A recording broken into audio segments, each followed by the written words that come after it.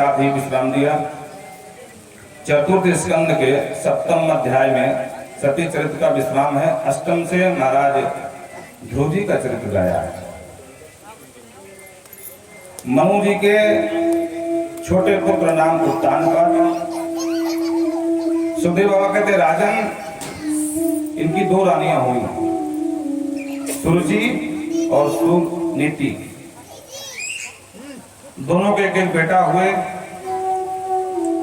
जो सुनीति के पुत्र हैं उनका नाम ध्रुव और जो सुरुचि के पुत्र हैं उनका नाम उत्तम। समस्या तब आई जब महाराज उत्तानपाद ने ज्येष्ठ रानी सुनीति की अपेक्षा जो छोटी रानी है सुरुचि, उसको इसने बहुत देने लगी। बाबा सुखदेव कहते हैं सुरुचि प्रेसी पत्नीर उत्तरा यत् सुतो ध्रुव। ये अधिक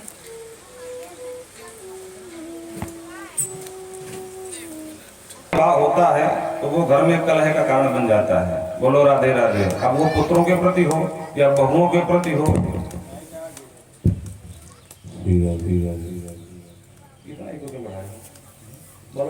भक्तों को चाहिए कि न पुत्रों के प्रति भेदभाव करें न बहुओं के प्रति करें।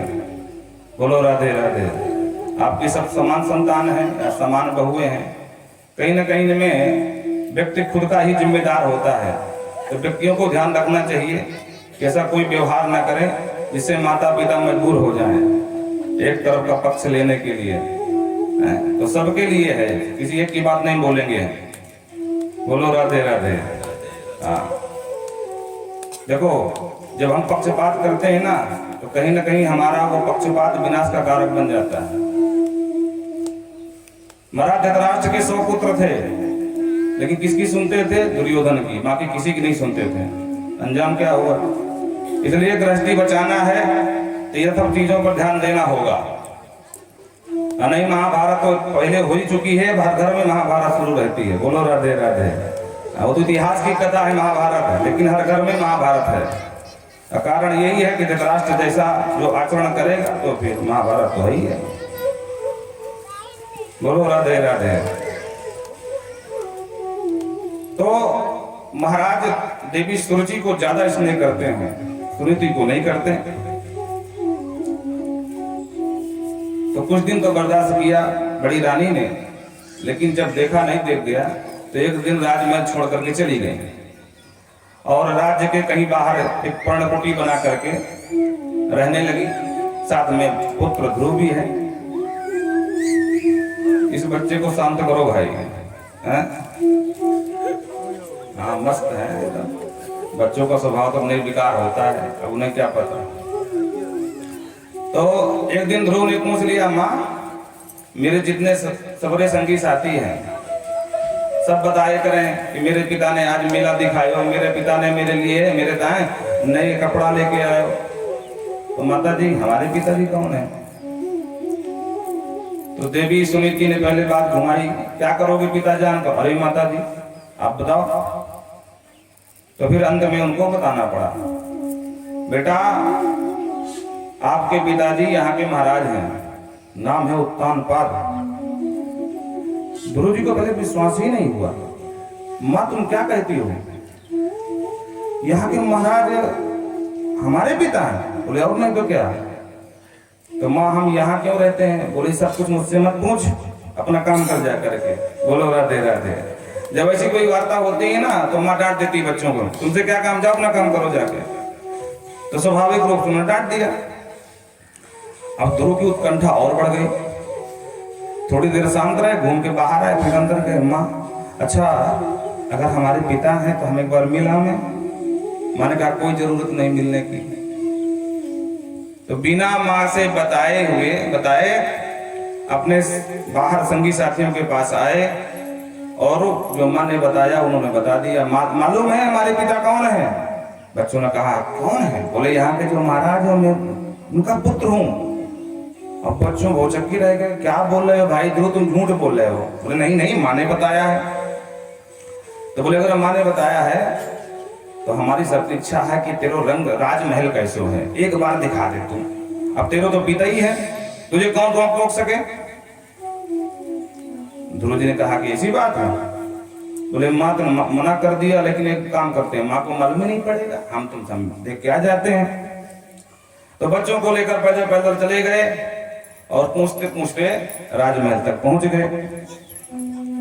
तो द्वार पर खड़े थे, उनसे बताया हम उनके बड़े पुत्र हैं।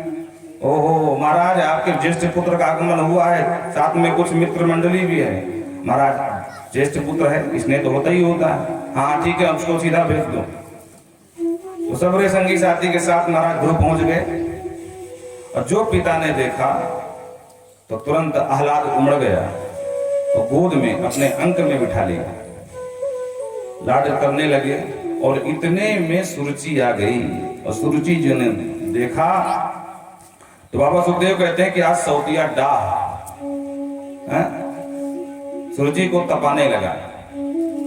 तुरंत राजा के गोद में बैठे हुए छोटे से बालक को बाह पकड़ करके धक्के मार करके नीचे उतारा और कहती है तपसाराध्य पुरुषम वै तस्सैवानुग्रहेण में गर्भे तुम साधयात्मानं यदीक्षसील पासनम्। हे बेटा ध्रुव, तू भले ही राजा का बेटा है तो क्या हुआ, पर सिंहासन का अधिकारी मेरा पुत्र पुत्रम ही बनेगा, तुम नहीं बनने वाले हो। क्यों? क्योंकि तुम मेरी सवत के पुत्र हो। और अगर तुझे इस सिंहासन पर बैठने की इच्छा है तो एक काम कर, पुरुषम तपसा एवान अनुग्रहेण वा तपसम, जाओ उस परम पुरुष नारायण की तपस्या करो और जब कभी वो अनुग्रह करें, दर्शन दें और बोले कि भैया पुत्र मांग, ध्रुव क्या मांगता है, तो गर्भे तुम साधयात्मानम, मेरे गर्भ की याचना करना। यदि नृपासनम इच्छसी, अगर नृप के आसन में सिंहासन में बैठने की इच्छा है तो। अब ध्रुव जी बेचारे 5 साल के बालक, बच्चों का स्वभाव तो निर्विकार होता है, एक थप्पड़ मारो पट्ट से रोने लगते हैं और जो मारा वही बगल से जो है एक जो है नारायण बगल से कोई डेयरी मिल्क की चॉकलेट पकड़ा दे 10 रुपया वाली, तो सब मान अपमान भूल गया, बालक निर्विकार होता है, तुरंत पट्ट से हंसने लगता है।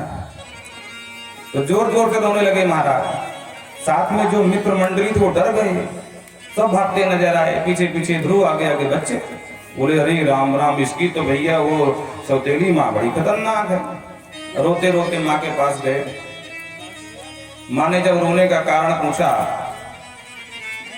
तो बच्चों ने एक शब्द से बता दिया, माता जी हम इनके पिताजी से मिलने गए थे। माँ समझ गई क्या हुआ होगा। माँ ने पहले तो खूब डांटा, तुम वहां गए क्यों, तुमको मना तो किया था। ध्रुव जी कोई जवाब नहीं देते हैं, फपक फपक कर रोने लगे। मातु सपत्न्या सदृक्त वृद्धा सुसंसा दंड हतो यथाहि। सुखदेव बाबा कहते हैं जैसे विषैले सर्प को कोई डंडा मार देता है, फुफकार मारता हुआ बिल में घुस जाता है, लेकिन समय आने पर बदला जरूर लेता है, उसी तरह वो 5 वर्ष का बालक सर्प की तरह फुफकार मार रहा, क्रोध से उबल रहा है, फुट फुट कर रो रहा।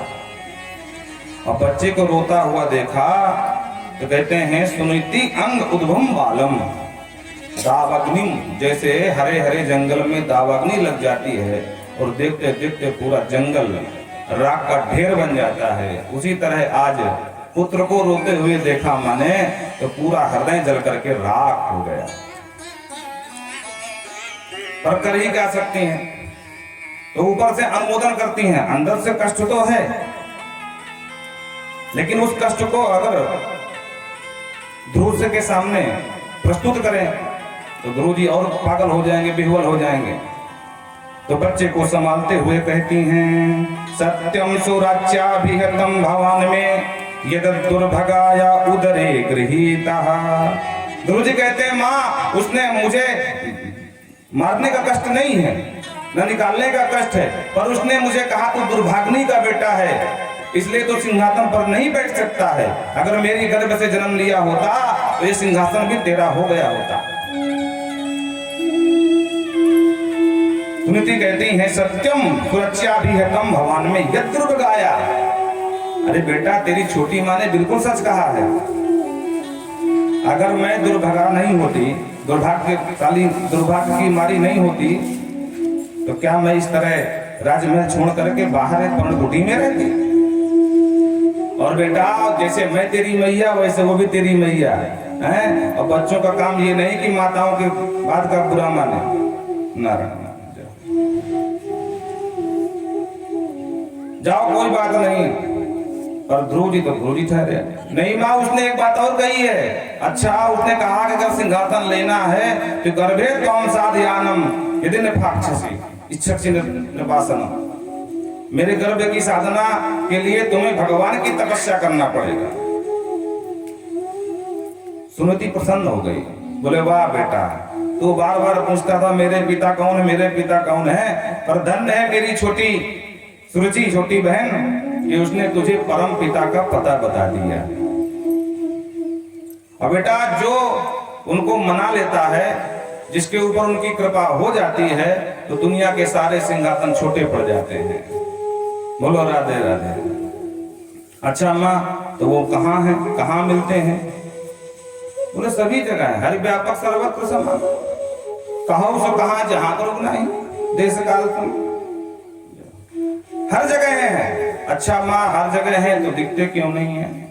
बोले बेटा संसार की प्रत्येक वस्तु दिखती नहीं है। जैसे हवा है, हवा दिखती है? नहीं दिखती है। जब वृक्ष के पत्ते हिलते हैं, वस्त्र हिलते हैं तो मालूम पड़ता है। स्पर्श इंद्री से हमको मालूम पड़ता कि यहाँ हवा चल रही है, पर हवा दिखती तो नहीं।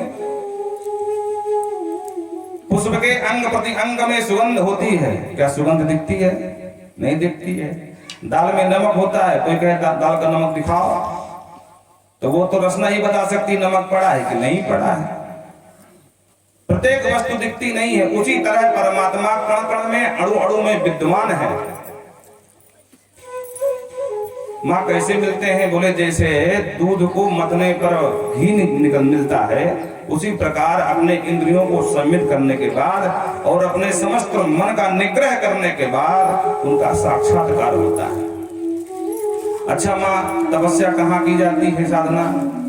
बोले चौथे पंजाई ने कानन शास्त्रों ने कहा है। तो तुमको अगर अभी पाना है तो कानन जाना पड़ेगा, क्योंकि घर में तो पूजा पाठ होता नहीं है। बोलो राधे राधे। अब कोई हट पूर्वक थोड़ा बहुत नहीं, हम गृहस्थ हैं, घर के बाहर कहाँ जाएंगे, तो थोड़ा बहुत तो कर ही लेते हैं, सब कर लेते हैं। लेकिन उत्तम साधना घर में संभव नहीं है। माँ की बात सुनता हुआ बालक रोता रोता घर में सो गया, नींद नहीं आई, और ठीक रात 12 बजे घर से निकल गए बिना बताए। 5 वर्ष का बालक है, दर की ठोकरें खा रहे हैं, भटकते भटकते।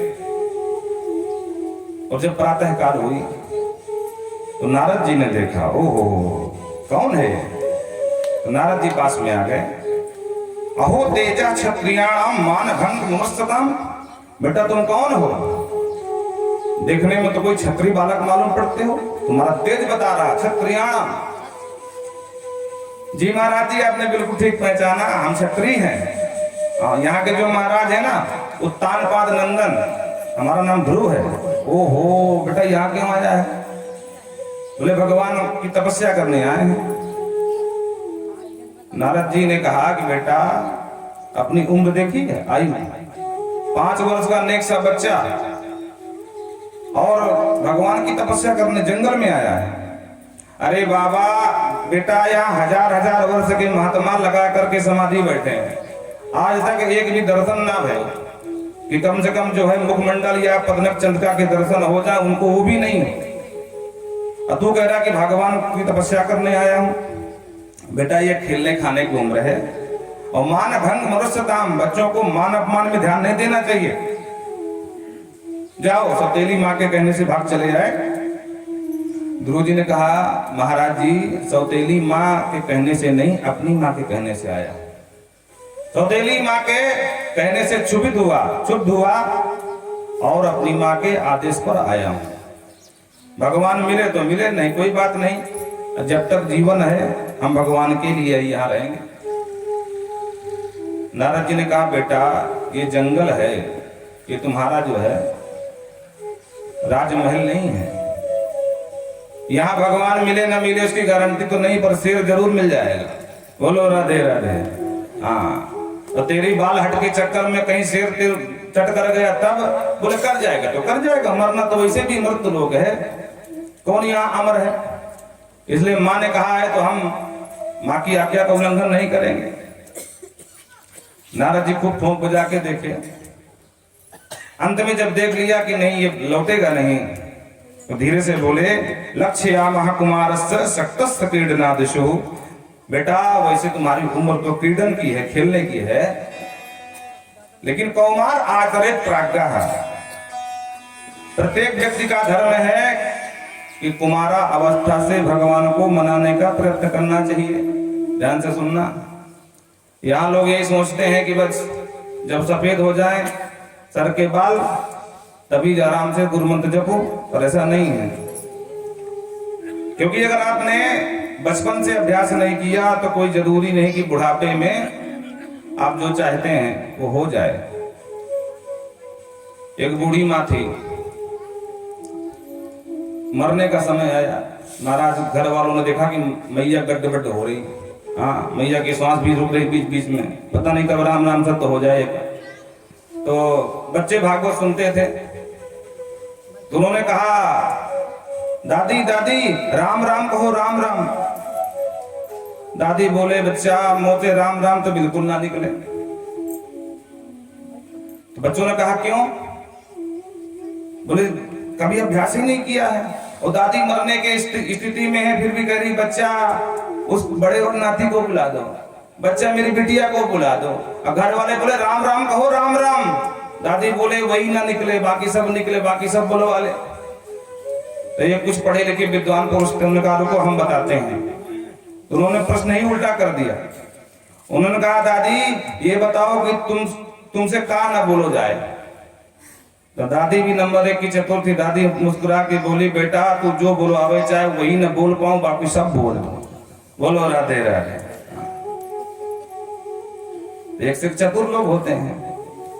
तो जो बचपन से अभ्यास नहीं है तो बुढ़ापे में अभ्यास बनने वाला नहीं है। कौमार आचरित प्राज्ञः, कुमारावस्था से ही उस परम पिता परमात्मा के लिए हमें चिंतन करना चाहिए, साधना करनी चाहिए। बेटा ऐसे भगवान नहीं मिलते हैं, तो फिर कैसे मिलते हैं? बोले उसके लिए गुरु की शरण लेना जरूरी है। हाँ? क्योंकि बिना गुरु के किसी का कल्याण नहीं होता। जो बिरंज शंकर सम होई, गुरु भी न भवनी तरई न कोई। गुरु जी ने कहा तो आप गुरु जी बन जाओ। अब मैं जंगल में कहा गुरु जी ढूंढता फिरूं। नारद जी ने कहा ठीक है, अगर तुझे गुरु जी हमको ही बनाना तो हम बनने को तैयार हैं। तो कान फूंक दिया और 12 अक्षर मंत्र कान में दे दिया। ओम नमो भगवते वासुदेवाय नमः। ओम नमो भगवते वासुदेवाय।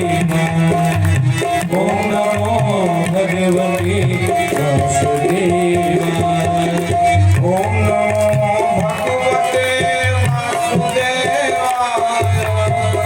ओम नमो भगवते वासुदेवाय। ओम नमो भगवते वासुदेवाय। ओम नमो भगवते वासुदेवाय। ओम नमो भगवते वासुदेवाय। ओम नमो भगवते वासुदेवाय। बोलो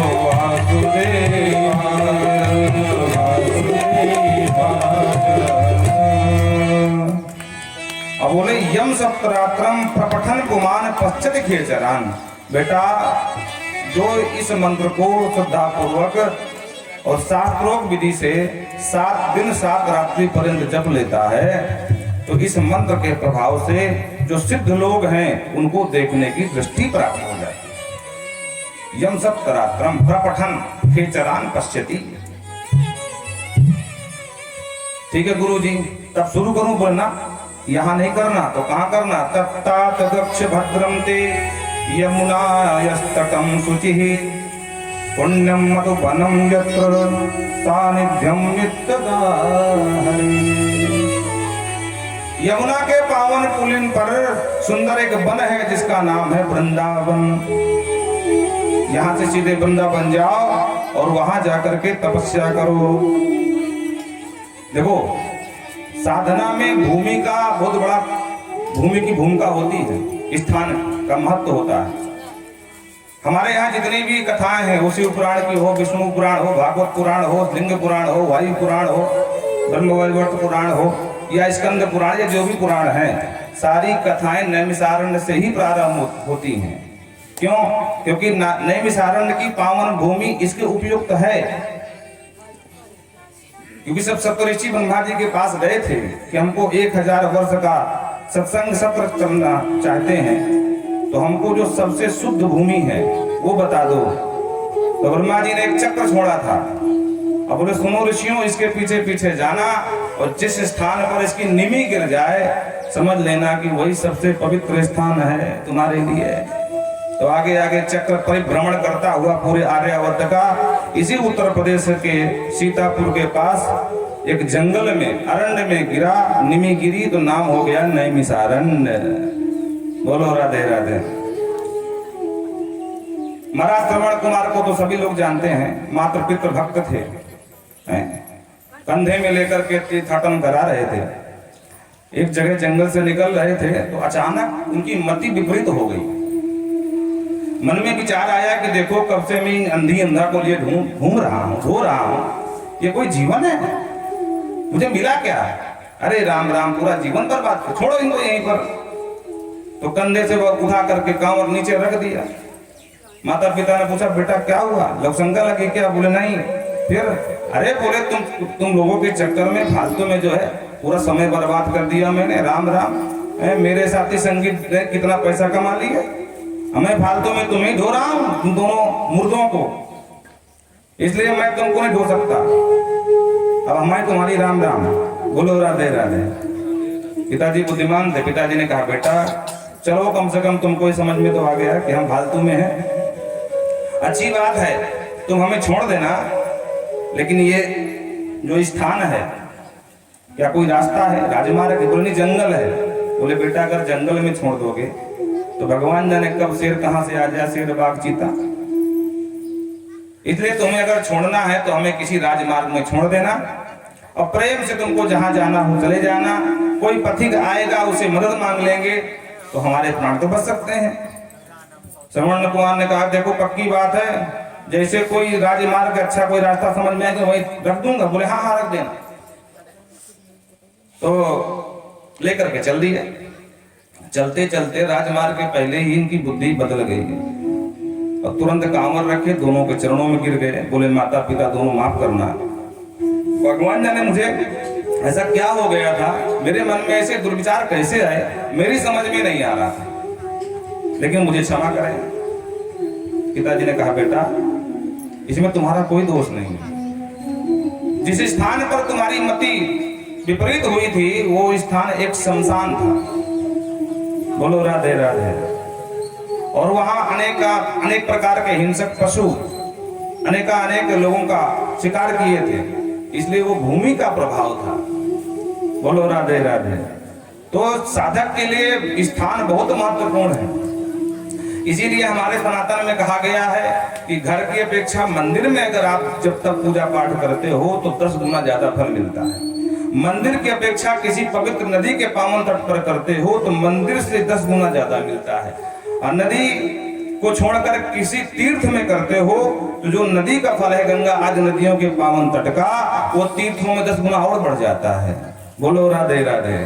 इसीलिए महत्व है। तो बोले मथुरा को जाओ, वृंदावन को, और वहां साधना करना। लेकर के पहुंचे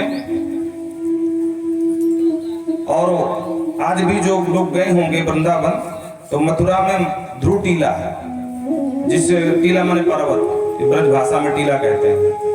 तो जिस पर्वत पर बैठ करके उन्होंने तपस्या करी थी वो आज भी विद्यमान है। ध्रुव टीला के नाम से लोग जानते हैं, लोग वहां दर्शन करने जाते हैं, श्रद्धा से प्रणाम भी करते हैं। ध्रुव जी पहुंचे और नियम बनाया, तिरात्रांते कपित्थ बदरासन। अब जंगल में कोई सेब तो मिलेगी नहीं, संतरा मिल जाए, कैथा और बैर, बस यही मिला महाराज। तो 3 दिन तक कुछ नहीं खाते हैं, 3 दिन में 1 दिन कैथा और बेर खा करके काम चला लेते हैं। अखंड जप चल रहा महाराज। पहला महीना पूरा हुआ और जैसे ही दूसरा महीना लगा तो नियम को और थोड़ा से बढ़ा दिया। द्वितीयम चा षष्ठे अर्भको, 6 दिन बिल्कुल निराहार और 6 दिन बाद 1 दिन क्या लेते हैं, तरण प्राणादि भी, बिल पत्र, तुलसी पत्र या किसी वृक्ष की पत्ती जो खाने योग्य हो उसको खाते हैं और मस्त भगवान का भजन करते हैं। जब तीसरा महीना लगा तो और नियम को बढ़ा दिया। 9वें हनी, 9 दिन बिल्कुल निराहार, 10वें दिन क्या, अभक्ष, जमुना जी का जल पीते हैं और मस्त भजन करते हैं। चौथा महीना लगा तो वायु भक्षो जित श्वासो ध्यायन देव आराधयत ध्यायन ब्रह्म पदैकैने तस्तो स्थारण रिवाचलः। नियम को चौथे महीने में 12 दिन में वायु भक्षो, वायु का आहार लेते हैं। देखो ये यौगिक क्रिया है और ये कोई कल्पित बात नहीं, मन गढ़ंत नहीं है। आज भी ऐसे कितने ऋषि हैं जो सियाचिन जैसे क्षेत्र में, जंगल में, जहां कोई नहीं है आर्मी के अलावा, वहां भी बेचारे एक लंगोटी में संत भजन करते हैं। और वहां की छोड़ो, अपने कामतनाथ बाबा में देख लो जा करके, कितने ऐसे संत सिद्ध पुरुष हैं जो कामतनाथ बाबा के ऊपर भजन करते हैं, नीचे आते ही नहीं है। तो ये यौगिक क्रिया है, इतना आसान नहीं है। 1 दिन वायु का आहार लेते हैं बाहर निकल के गुफा से और मस्त भगवान का भजन करते हैं। और जो 5वां महीना लगा, ध्यायन ब्रह्म पदैकैने तस्तो स्थारण रिवाचलः, एक पैर के बल खड़े हो गए और ऐसा प्राणायाम चढ़ाया कि रिवाचल, समस्त जीवों का प्राणवायु ही अवरुद्ध कर दिया। बोल ध्रुव जी महाराज की। त्राहिमाम मच गई त्रैलोक में, देवता भागे भागे गए और ब्रह्मा जी के पास, नैवं विदामो भगवन प्राण रोधा चराचरस्याखिल सत्वधामना। हे ब्रह्मा जी, हम नहीं जानते हैं कि हमारा ये प्राणवायु क्यों अवरुद्ध हो रहा है, हमारी रक्षा करो। ब्रह्मा जी बोले, मोर न बसाई, मेरे बस की नहीं, चलो मेरे साथ। तो ब्रह्मा जी सबको लेकर के भगवान नारायण के पास आ गए। नारायण से याचना करी, भगवान नारायण ने तुरंत आदेश दिया, माम हैष्टबालम तपसो दुर्तयाः दौतानि पादिर्मयि संगतात्माः। माम हैष्ट, हे देवताओं बिल्कुल मत डरो। क्यों? क्योंकि दौतान पाद, उत्तान पाद नंदन ध्रुव की आत्मा मुझ में मिल गई है, समाहित हो गई है, इसलिए उसकी साधना का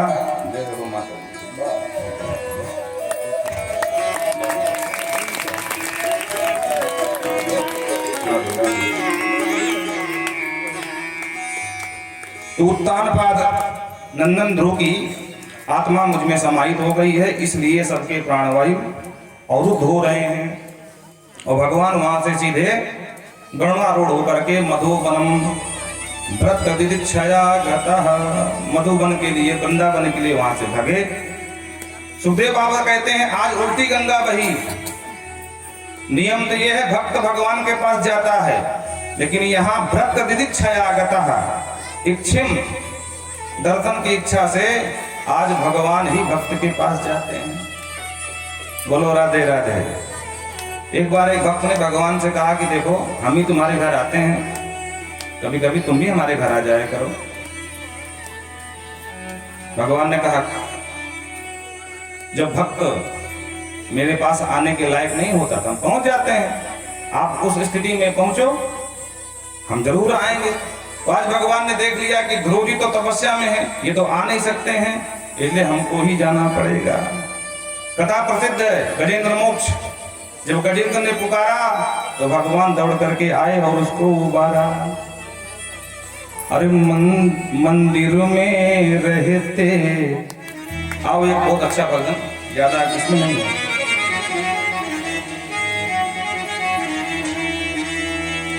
मंदिर में रहते ओ भगवन, कभी मेरे भी घर आया जाया करो, मंदिर में रहते ओ भगवन, कभी बाहर भी आया जाया करो, मंदिर में रहते हो भगवन, कभी बाहर भी आया जाया करो, मंदिर में रहते हो भगवन, कभी बाहर भी आया जाया करो, मैं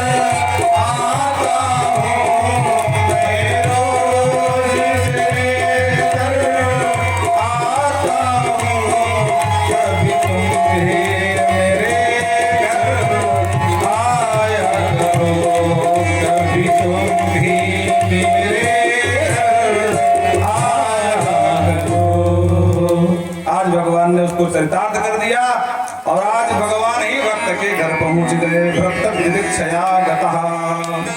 अब भगवान सामने खड़े हैं, ध्रुव जी आंख बंद करके बैठे हैं।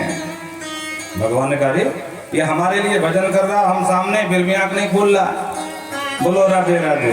भगवान आवाज दे रहे हैं, बेटा ध्रुव देखो कौन आया है। बेटा ध्रुव, बेटा ध्रुव जब इस दुनिया में हो तो बोले कुछ है, वो तो समाधिष्ट है। भगवान ने कहा बड़ी झंझट है, क्या करें। तो भगवान ने ध्यान से देखा, ओ हो ये मेरा दर्शन आंख बंद करके अंदर अपने ही हृदयाकार में दर्शन कर रहा है। तो भगवान ने त्रोहितम सैस्यव विलक्षः, उसको त्रोहित कर दिया। जैसे ही त्रोहित किया तो हड़बड़ा करके पट्ट से आंख खुल गई। अरे वो कहाँ भाग गए, कहाँ गए। तो जो अंदर थे वो बाहर खड़े नजर आए। अब ध्रुव जी को समझ में ना आवे, क्या भगवान आ गए। नहीं, लगता है मेरे आंखों का भ्रम है। भगवान इतनी जल्दी कहां से मिल जाएंगे। नारद जी ने तो कहा था कि हजार उम्र वाले महात्मा यहाँ तप रहे पंचाग्नि, और आज तक कहीं दर्शन ना मिले, तो क्या 5 महीने में दर्शन हो जाएंगे। नहीं, मेरे आंख का भ्रम है। फिर आंख पट से बंद कर लेते हैं। अब आंख बंद करते हैं तो अंदर जो झांकी थी वो तो है नहीं, सोचते हैं बाहर वालों को ही देख लेता हूँ। फिर आंख खोलते हैं, विश्वास नहीं हो रहा। तो धीरे से मन में विचार किया, अगर सचमुच भगवान आ गए होंगे तो एक काम करता हूँ, प्रणाम कर लेता हूँ, इसी बहाने छू के देख लूंगा भगवान ही है कि मेरा भ्रम है। बोलो राधे राधे। हाँ, साधक के कभी ऐसा हो जाता है। बोलो राधे राधे। बोलो वृंदावन बिहारी लाल की। अच्छा हो गया, सब प्रणाम कर जा।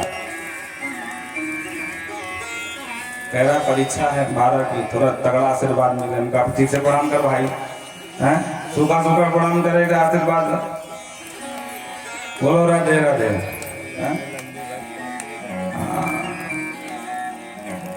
तो वृंदावन बिहारी लाल की। तो कभी कभी साधक में समस्याएं आती हैं। अब जैसे हम लोग कभी जैसे प्रातः काल संध्या में बैठे, ध्यान में बैठे, तो तुरंत पहले नहीं होता था, लेकिन तुरंत जो झांकी, जो भी दर्शन करना चाहते हैं वो झांकी तुरंत आ जाती है, दिव्य प्रकाश।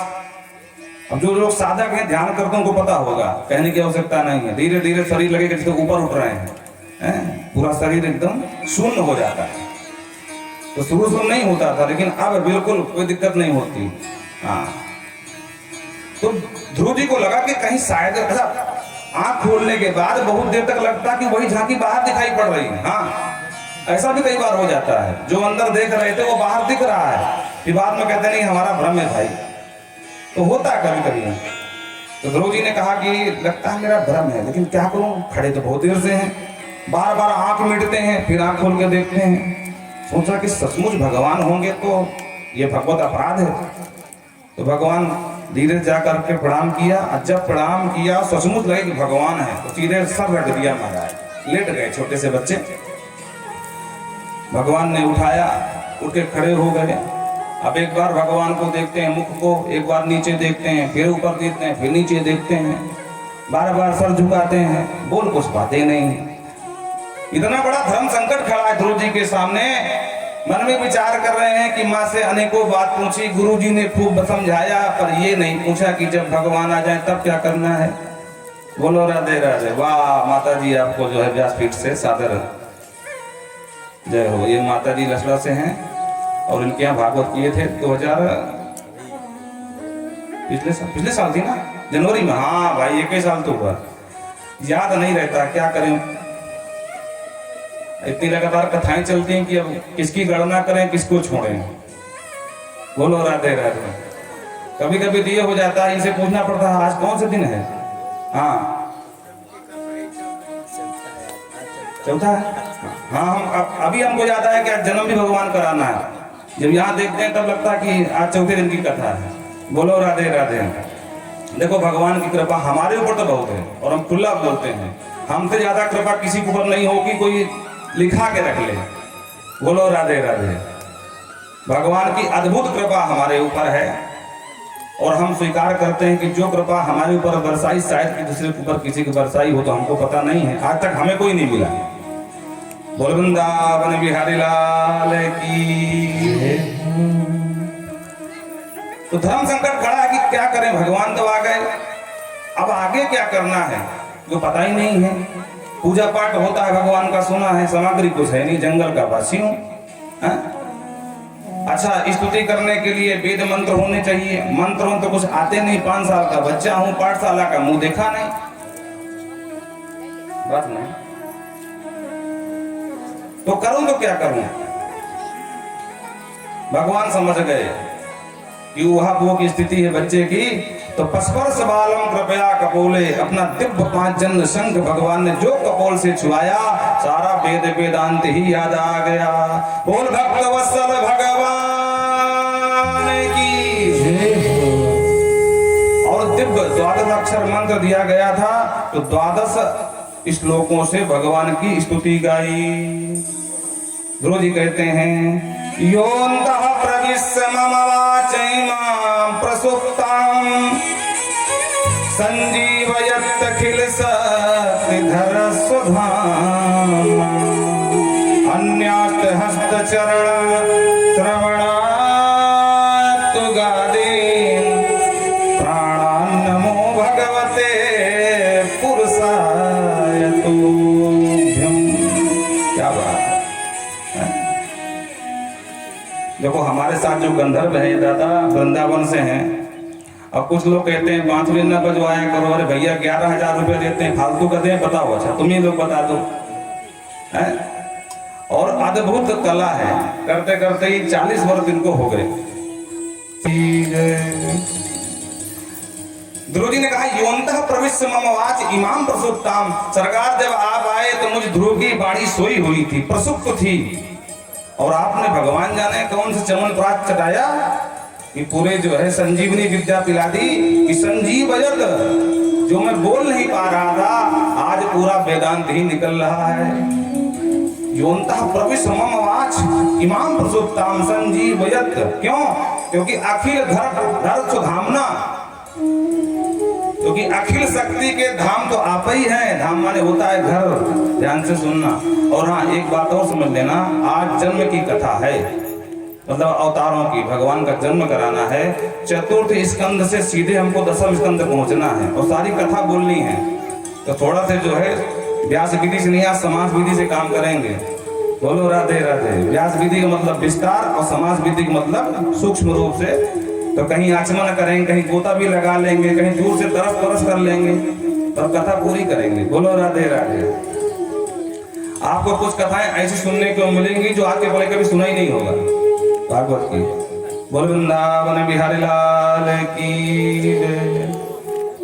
तो कहते हैं प्रभु आप अखिल शक्ति के धाम हैं, क्योंकि सारी शक्तियां तो आपसे ही निकलती हैं और आपकी प्रदत्त हैं, आपने दिया है। जैसे उदाहरण दे रहे हैं, अन्यास्त हस्त चरण श्रवणत्व आदीन, हाथ में काम करने की शक्ति ये आपकी दी हुई है, पैर में चलने की शक्ति ये आपकी दी हुई है। एक समय ऐसा भी आता है पैर तो हैं पर चल नहीं सकते, कान तो हैं पर सुनना बंद, आंख तो है पर दिखना बंद, मुख तो है पर वाणी और कंठा और जय हो नारायण। तो आप समस्त शक्तियों के धाम हैं और ये सारी शक्तियां आपसे ही जीव को मिलती हैं। और जीव मिथ्याभिमान लिए घूमता रहता है, बस यही समाज की विडंबना है संसार की। प्रेम से बोलो राधे राधे। ऐसे अखिल शक्तिधर प्रभु के चरणों में प्राणान नमो भगवते पुरुषाय तुभ्यम, मैं ध्रुव बारंबार प्रणाम करता हूँ। बोल भक्त वत्सल भगवान की। भगवान ने कहा बेटा मांग, क्या मांगता है? ध्रुव जी ने कहा प्रभु बात सच्ची सच्ची बोलूं? बोले हाँ। बोले आया था मांगने ही, पर आपको देखने के बाद मांगना ही भूल गया मैं, अब मैं क्या मांगूं? बोलो राधे राधे। क्योंकि आपको देखने के बाद सारी इच्छाएं शांत हो जाती हैं, इसलिए मुझे कुछ नहीं मांगना है। मम दर्शन फल परम अनुपा, जीव पाव निज सहज स्वरूपा। ये जो हम दिन रात रो रहे हैं ना, मैं परेशान, मैं दुखी, क्यों? क्योंकि माया ने हमको भटका रखा है। बाकी हम भी चेतन हैं, हम भी अमल हैं, हम भी सहज हैं, हम भी सुख की तो राशि हैं, क्योंकि ईश्वर के अंश हैं। पर दिन रात क्यों मांग रहे हैं? और भगवान कहते हैं मेरे दर्शन का ही फल ये है कि एक बार मेरा दर्शन हो जाए, ये रोना धोना सब बंद। बोलो राधे राधे। और यही बात ध्रुव जी कहते हैं, तद ब्रह्म विश्व मौनम मानत बातम विकार महियम। सरकार ये विकार तभी तक परेशान करते हैं जब तक आपका साक्षात्कार नहीं हो जाता है, और जिस दिन आपका साक्षात्कार हो गया ये सारे द्वंद्व रुचि क्षण समाप्त हो जाते हैं। इसलिए प्रभु अब मुझे कुछ नहीं मांगना है, फालतू चक्कर में नहीं पड़ना है। बोलो राधे राधे। बोले आप तो ऐसी बात करते हो जैसे कोई छोटा सा बच्चा मेला देखने जाता है। बोलो राधे राधे। अब वो बच्चा, उसको क्या ज्ञान है कि कौन सी वस्तु 500 की कौन 1000 की है। अब कोई वस्तु देख लिया ये 500 की है, उसका मूल्य है, पर उसे पता नहीं है। तो पिता से कहता, पिताजी पापा थोड़ा सा दिलवा दो। और पापा बेचारा देखा, भैया कितने की है? भैया 500 की। अरे राम राम बेटा, ये अच्छा नहीं है, चल मैं तुझे दिलाता हूँ। अब 10 रुपए का वो कबूतर वो तोता पकड़ा देता हमारा। बोलो राधे राधे। अब बेटे को लगता कि हाँ ये कबूतर पापा ने कहा कि ये बहुत अच्छा है, यही सही है, तो 500 की वस्तु को छोड़ करके कबूतर में फंस जाता हमारा। तो ध्रुव जी कह रहे हैं सरकार वरदान दे करके खिलौना पकड़ाना चाहते हो, अब मुझे कुछ नहीं चाहिए। भगवान ने कहा देखो भाई कुछ तो मांगना पड़ेगा, और तुमने सौतेली माँ के ही कारण इच्छा तो मन में की थी सिंहासन की, तो जाओ 37 वर्ष साहतम रक्षितव्य हतेन्द्रियः। 36,000 वर्ष तक जाकर के दिव्य अपने पिता के सिंहासन पर राज्य करो, और उसके बाद नित्य मेरे प्रिय बन करके और आभा मंडल में आकाश में ध्रुव तारा बन करके दैदीप्यमान रहना। भगवान 5 साल की सरकार नहीं बनाते हैं, सीधे सीधे 36,000 वर्ष का सिंहासन दे दिया। प्रेम से बोलो जय श्री राम। हाँ, ध्रुव जी बेचारे अब कुछ बोल तो नहीं पाए, शांत अपना खड़े रहे, भगवान अंतर्ध्यान हो गए। ध्रुव जी ने खूब खरी कोटी सुनाई देवताओं को। अरे राम राम, ये देवताओं को क्या हो गया था जो मेरी मति मारी गई थी। मैं तपस्या के लिए वहां से मेरी माँ से अवहेलना करा करके यहाँ भेजे, और भगवान को मना भी नहीं कर सका। भगवान दे ही दिए 36,000 तक, मुझे रहना ही पड़ेगा। बोलो राधे राधे। तो मन मार करके लौट करके अपने राज्य को लौटे, और इधर महाराज उत्तानपाद बालक को ढूंढ रहे थे, जगह जगह घोड़े दौड़ाए जा रहे थे, और भगवान की कृपा से ध्रुव जी पहुंच गए। सिंहासन पर बिठाया पिताजी ने, और राज तिलक कर दिया, और तुरंत सन्यास के लिए चले गए पिता उत्तानपाद। इनका जो सौतेला भाई था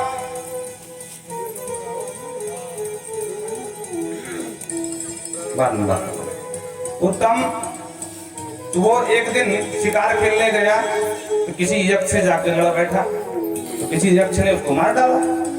जब यक्ष ने मार डाला, कई दिन तक भाई नहीं आया, तो इसकी जो माँ थी उत्तम की सुरुचि, तो अपने पुत्र को ढूंढते ढूंढते गई, और किसी जंगल में दावाग्नि में फंस के जल करके मर गई। बोलो राधे राधे। अब यहाँ पर वो बाबा की जो चौपाई है वो बिल्कुल फिट बैठती है। अरे जो अपराध भक्त कर करई, जो अपराध भक्त कर करई, जो अपराध भक्त कर करई, जो अपराध भक्त कर करई, राम रोष पावक सो जाई, राम रोष पावक सो जाई। तो जैसी करनी वैसी धरनी, मैया जल करके मर गई। और जब भाई की मृत्यु का समाचार ध्रुव जी को मिला, तो जाकर के सीधा यक्षपुरी में चढ़ाई बोल दिया महाराज। एक के बदले में हजारों यक्षों की गर्दन काट डाली। युद्ध बड़ा भयंकर छिड़ गया। देवता परेशान हो गए, भागे भागे मनु के पास गए। मनु जी कौन है जानते हैं? उनके बाबा जी हैं। बोलो राधे राधे। मनु से कहा, अरे महाराज समझाओ अपने नाती को, ये सब निरपराध यक्षों को मारे डाल रहा है। तो मनु जी आकाश मंडल में प्रकट हो गए। नायम मार्गो ही साधु नाम मुचकेशानुवर्ती नाम। खबरदार ध्रुव, अगर एक भी यक्ष को मारा तुमने, अरे कोई साधुओं का मार्ग है, सज्जनों का मार्ग नहीं है। क्यों निरपराध किसी को मार रहा है? तेरे भाई को किसी एक यक्ष ने मारा, तुमने बदले में हजारों गर्दन उड़ा ली, गलत बात। और जो डांटा तब ध्रुव जी का होश ठिकाने आया। अरे राम राम, बाबा जी बिल्कुल सही कह रहे हैं, हम फालतू में सबकी गर्दन उड़ा रहे हैं। मनु जी ने कहा तुम इतने बड़े कृपा पात्र थे भगवान के, और एक पल में, एक क्षण में तुमने सब कुछ मटिया मेट कर दिया। अरे कोई सामान्य व्यक्ति ऐसा काम करे तो बात समझ में आती है, तुम जैसा भागवत कृपा पात्र भगवान का, और वो ऐसा कर्म कर दिया। बोलो राधे राधे। तब जाकर घोष ठिकाने आया और अपने अपराध का बोध हुआ कि हाँ हमसे गलती तो हुई है। बोले अब क्या करें? बोले चलो यक्षों के महाराज हैं कुबेर, उनसे माफी मांगो। बोलो राधे राधे। तब लेकर के नाती को पकड़ के ले गए सीधा यक्षपुरी, और कुबेर से जाकर के माफी मंगवाई। महाराज आपका अपराधी आपके हवाले, जो मन में आए सो करो। कुबेर तुरंत बोले कि मनु हम कुपित बहुत थे इसके ऊपर, बदला भी लेना चाहते थे, दूर दूर से समस्त यक्षों को इकट्ठा भी करना शुरू कर दिया था, लेकिन अब युद्ध विराम हम आपकी वजह से कर रहे हैं, क्योंकि जब आपने अपराधी को ही हमारे शरण में डाल दिया तो किसको मारेंगे? बोलो राधे राधे। सुंदर उपदेश दिया महाराज मनु ने। तितिक्षया करुणा मैत्रा चाखिल जंतुषु समत्वेन सर्वात्मा भगवान संप्रसीदति।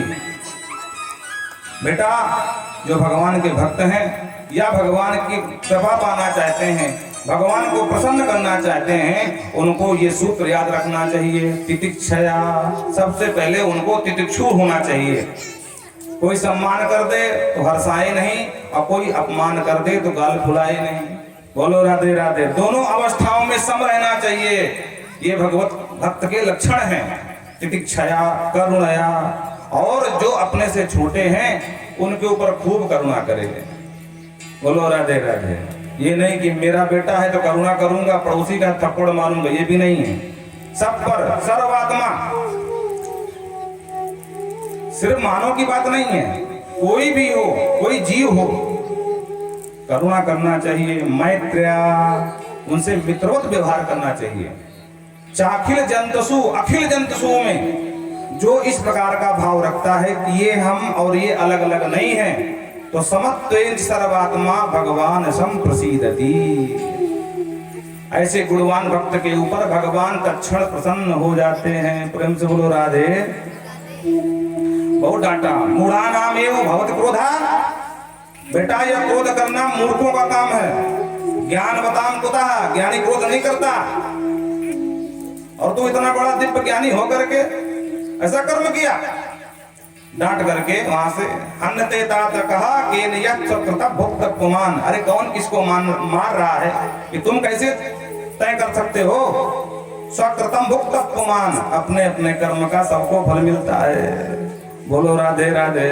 अरे काहो न को सुख दुख कर दाता, काहो न को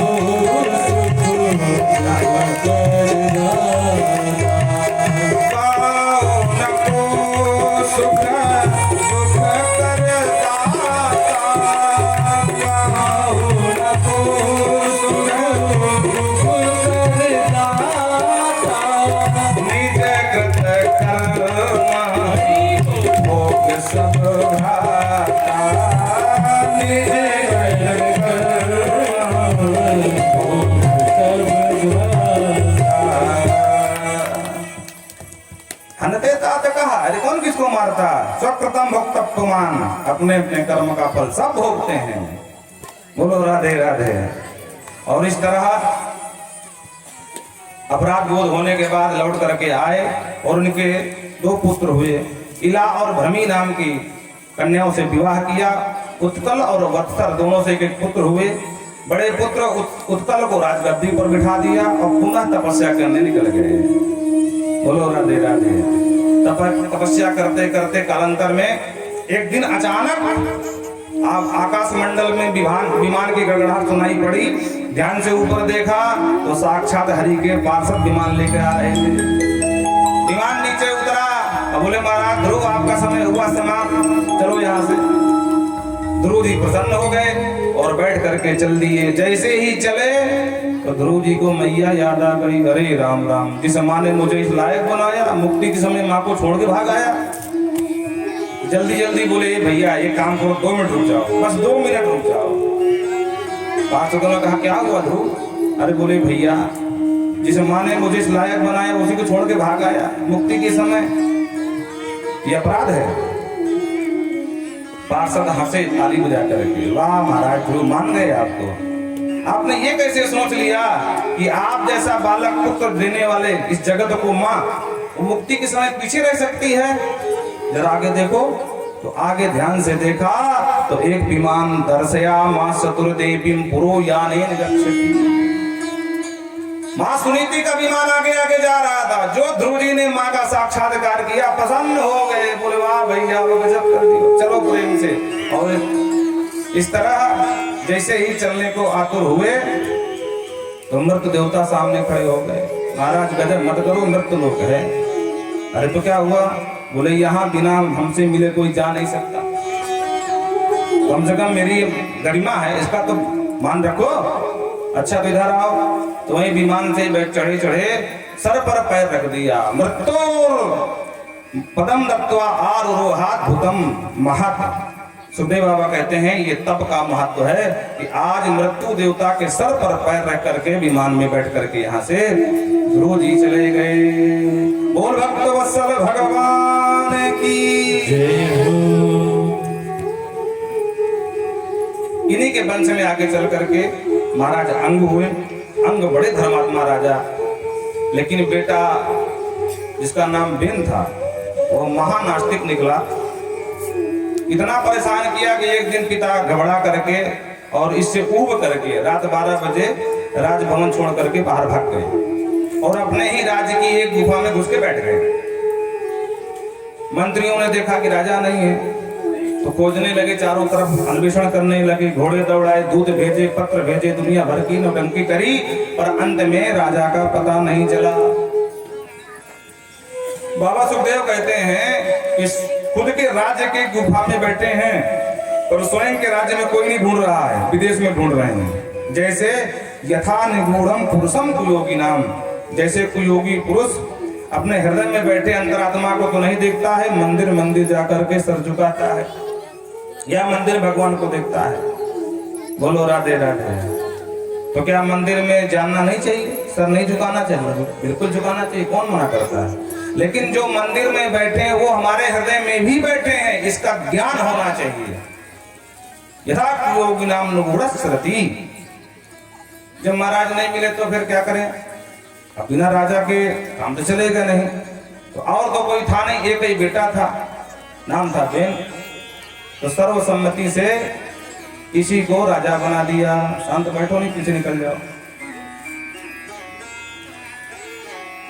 राजा बना दिया और जैसे ही राजा बना तो भेरी घोड़े सर्वसहा, इसने भेरी घोष करवा दिया, डिग्गी पिटवा दिया। सुनो सुनो प्रजाजनों, ये राजा का आदेश है। न यष्टव्यम न दातव्यम न होतव्यम दुजा कुचित चैतन्यावृत्त धर्मस्य भेरी घोड़े सर्वथा।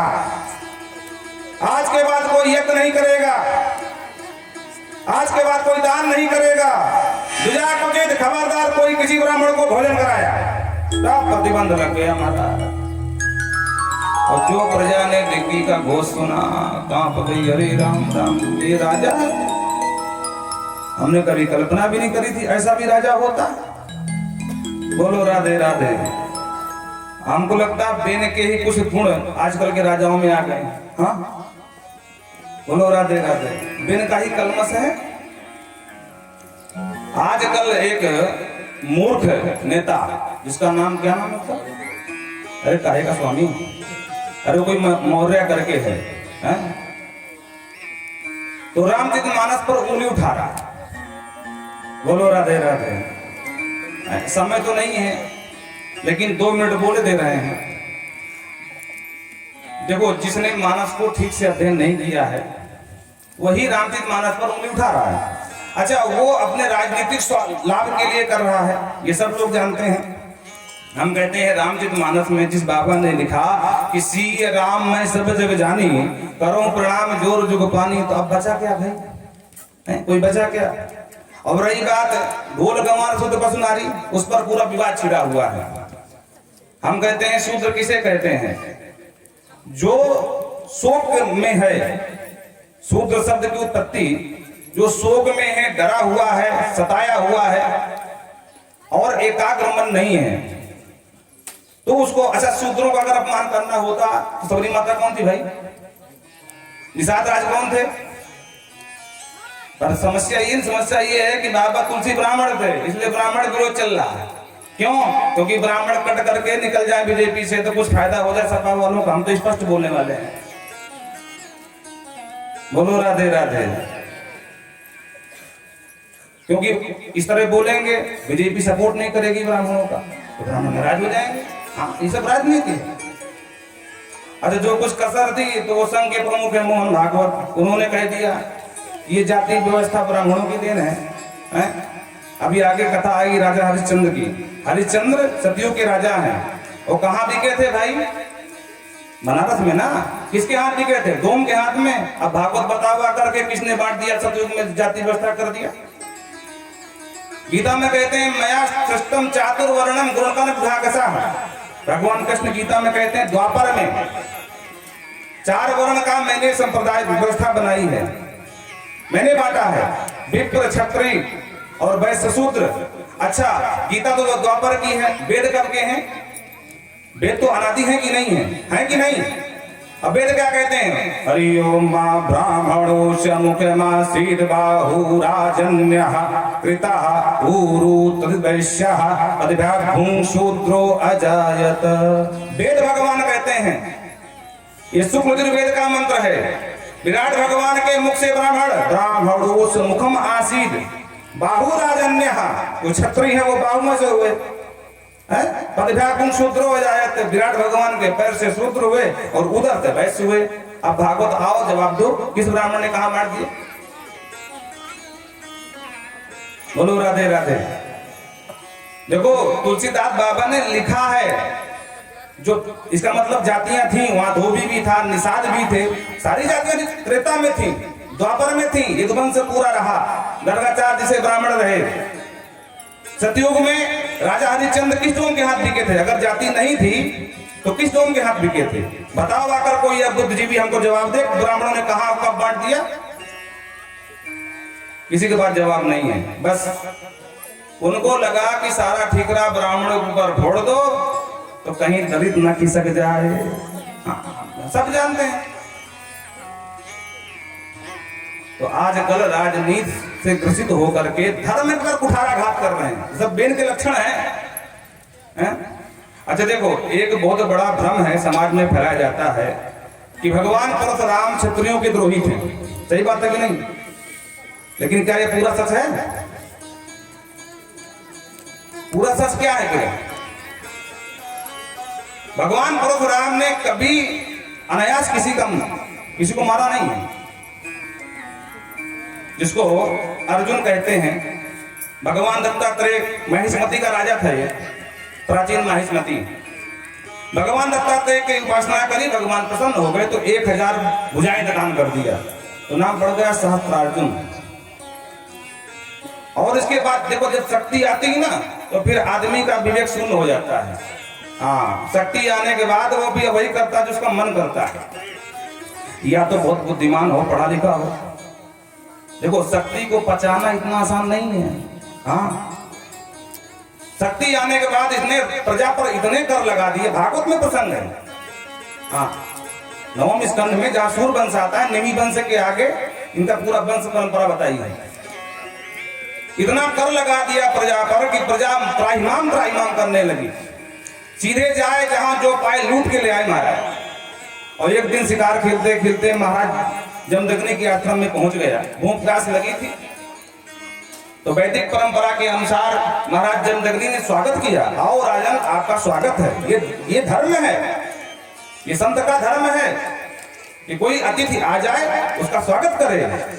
और महाराज जमदग्नि ने स्वागत किया। उनके पास जो कुछ व्यवस्था थी, कामधेनु से तुरंत आदेश दिया, देवी मैया इनकी पूरी सेना है, मेरे पास इतनी तो व्यवस्था है नहीं, आप व्यवस्था कर दो। कामधेनु ने तत्क्षण सारी व्यवस्था कर दी।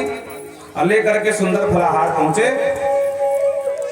तो सहस्त्रार्जुन ने कहा, ये मूढ़ ब्राह्मण, मैं तेरा आतिथ्य सत्कार करने नहीं आया हूं, मुझे तेरी गाय चाहिए।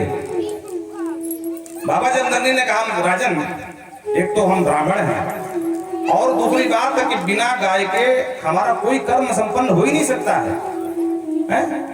अगर हमको हवन करना है तो गोव्रत की आवश्यकता है, पंचगव्य प्राशन करना है तो सारे गो के पदार्थ लगते हैं।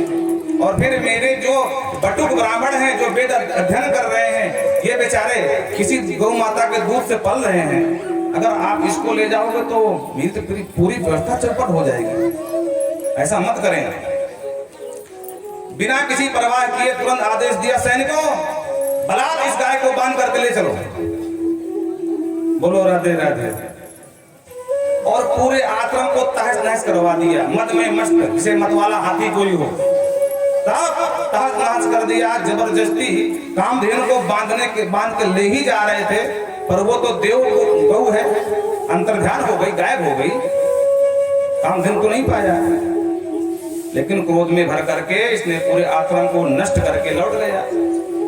अब जब भगवान परशु आए, परशुराम बाबा, तो मां रेणुका ने पूरा समाचार सुनाया। अब कौन पुत्र होगा जो अपने पिता का अपमान अपने मां के आंसू देख पाएगा भाई? तो सीधे उन्होंने संकल्प किया कि हे अर्जुन, तुमने जो उत्पात यहाँ मचाया है इसका तुम्हें भोग भोगना पड़ेगा। और सीधे अकेले, कोई सेना भी उनके पास नहीं थी, अकेले पहुंच गए माहिष्मती। और जो ललकारा ये मद में नष्ट होकर के सामने आ गया। अब युद्ध में क्या होता है? युद्ध होगा तो कोई ना कोई नुकसान होगा किसी न किसी का। जो ज्यादा बली होगा वो जीत जाएगा, जो नहीं होगा मारा जाएगा। तो महाराज सहस्त्रार्जुन को मार डाले। मार करके ना तो राज सिंहासन छीना, ध्यान रखना, अगर उनको राज सिंहासन छीनना होता तो राजा बन के बैठ जाते, और ना उसके किसी पुत्र को मारा, लौट करके चले आए। और इधर अपने पिता का बदला लेने के लिए बहुत दिन बाद उसके पुत्रों ने चुपचाप एकांत पा करके सुनसान आश्रम दे करके महाराज जमदग्नि का गला काट दिया। बोलो राधे राधे। 21 जगह घाव किए थे जमदग्नि के, 21 जगह। जब लौट करके मां पुकारने लगी, परशु बेटा परश। और ये तो महेंद्र पर्वत पर तपस्या कर रहे थे। मां की वो आर्तवाणी सुनी, वहां से उड़ करके आए और जब पिता का शव देखा तुरंत संकल्प किया कि मैं भूल गया था कि अगर कटीला वृक्ष हो तो बुद्धिमान व्यक्ति को चाहिए कि जल सहित मूल सहित उखाड़ डाले, नहीं अगर ऊपर से काटा गया तो कभी न कभी फिर पनपेगा और फिर कांटा चुभेगा। लेकिन मुझसे भूल हुई। मैं शपथ लेता हूं है वंशी क्षत्रिय राजाओं का 21 घाव तुमने दिए हैं तो 21 बार तुम्हारा हनन करूंगा। क्या गलत किया उन्होंने? शास्त्र कहते हैं सटे साठम समाचारे, सठ के साथ सट्टा का ही व्यवहार करना चाहिए, शास्त्र कहते हैं। सीधे पहुंचे महिष्मती, उसके जितने पुत्र थे उनका वध किया और 21 बार वध करके अपने गुरु कश्यप को सारी भूमि दान कर दिया। ब्राह्मणों को नहीं दिया है, बहुत लोग ये गलत समझ लेते हैं। आप कश्यप ब्राह्मण तो हैं, पर ब्राह्मणों बहुवचन नहीं है। अपने गुरु को दान कर दिया, गुरुदेव तुमको जिसको देना हो सो दे, स्वयं तुम भूमि का भोग नहीं भोगा। पर देखो आजकल लड़ाने के लिए बोले परशुराम बाबा, छठवें अवतार है भगवान के भाई परशुराम बाबा। कहते हैं ब्राह्मण क्षत्रिय द्रोही हैं, तो क्षत्रिय द्रोही कहना ये कहाँ का न्याय है? अच्छा अगर क्षत्रिय द्रोही होते तो उन्हीं के समय में ये महाराज जनक कौन थे? कोई बताएगा? क्षत्रिय नहीं थे क्या? दशरथ जी कौन थे? क्षत्रिय नहीं थे क्या? अगर क्षत्रिय द्रोही होते तो कोई राजा बचता क्या? अब ये अलग बात है कि उन्होंने गलत किया तो गलत का प्रतिकार उन्होंने किया। और ध्यान रखे, पहली बात तो हमने कभी ब्राह्मणों ने राज सत्ता भोगी नहीं है। कदाचित कहीं एक दो उदाहरण मिल जाते हैं। शुंग वंश है, उठा करके पढ़ लेना। जब जब पृथ्वी ने जब जब इस राष्ट्र ने हमको राज सत्ता का भार सौंपा है तो कभी कलंक नहीं लगने दिया है, कोई भी हो। अब ज्यादा विस्तार में नहीं जाएंगे, आप सब जानते हैं खूब लड़ी मर्दानी, वो तो झांसी वाली रानी थी। कौन थी वो? ब्राह्मणी थी कि नहीं थी? एक एक करके राजा शरणागति होते चले जा रहे थे अंग्रेजों के, लेकिन रानी लक्ष्मीबाई ने तुरंत कहा था कि नहीं, मैं अपनी झांसी नहीं दे सकती हूँ, कुछ भी हो जाए मैं झांसी नहीं दूंगी। और अंत में अपने नवजात बालक को अपने पीठ पर बांध करके और वीर गति को प्राप्त हुई। 18 बार बराबर उनसे मुठभेड़ हुई पर दिया नहीं। और उनकी छोड़ो, महाराज छत्रसाल को तो सभी जानते हो, बुंदेलखंड के राजा।